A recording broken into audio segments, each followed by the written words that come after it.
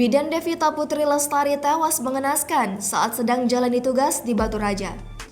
Seorang bidan bernama Devita Putri Lestari meninggal saat bertugas. Nyawa bidan desa ini tidak tertolong setelah ditimpa pohon karet saat mengendarai sepeda motor di Blok T Desa Karya Jaya Unit 13, Kecamatan Sinar Peninjauan, Kabupaten Ogan Komering Ulu, Provinsi Sumatera Selatan. Informasi yang dihimpun, Sabtu 11 Desember 2021 sekitar pukul 16.00 waktu Indonesia Barat, korban bersama Nova melintas di jalan desa yang melewati perkebunan karet rakyat di Blok T Desa Karya Jaya Unit 13, Kecamatan Sinar Peninjauan, Kabupaten Oku. Dalam waktu bersamaan, pohon karet yang sudah mati tiba-tiba tumbang dan menimpa dua pengendara motor yang sedang melintas.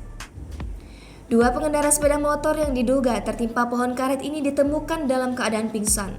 Pada saat ditemukan, satu orang korban pingsan dengan kondisi pecah kepala dan satu korban lagi berada di posisi di atas motor dengan keadaan pingsan setelah ditimpa pohon karet.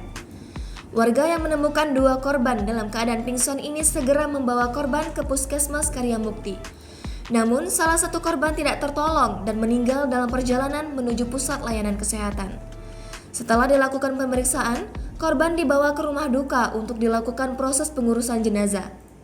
Teman-teman korban mengaku sangat kehilangan atas kepergian bidan desa unit 14 Desa Sri Mulya Puskesmas Karya Mukti, Kecamatan Sinar Peninjauan. Devita Putri Lestari AMKEP tercatat sebagai anggota pengurus ranting Ikatan Bidan Indonesia Kabupaten Oku.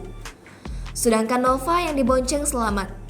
Kapolres Oku AKBP Danu Agus Purnomo SIK melalui Kasih Humas Polres Oku AKP Mardi Nursalm didampingi Kapolsek Sinar Peninjauan Ibnu Holdon yang dikonfirmasi pada Minggu 12 Desember 2021 membenarkan kejadian yang menimpa bidan desa Puskesmas Karya Mukti, Kecamatan Sinar Peninjauan Oku. Jangan lupa subscribe, share, komen, dan like ya.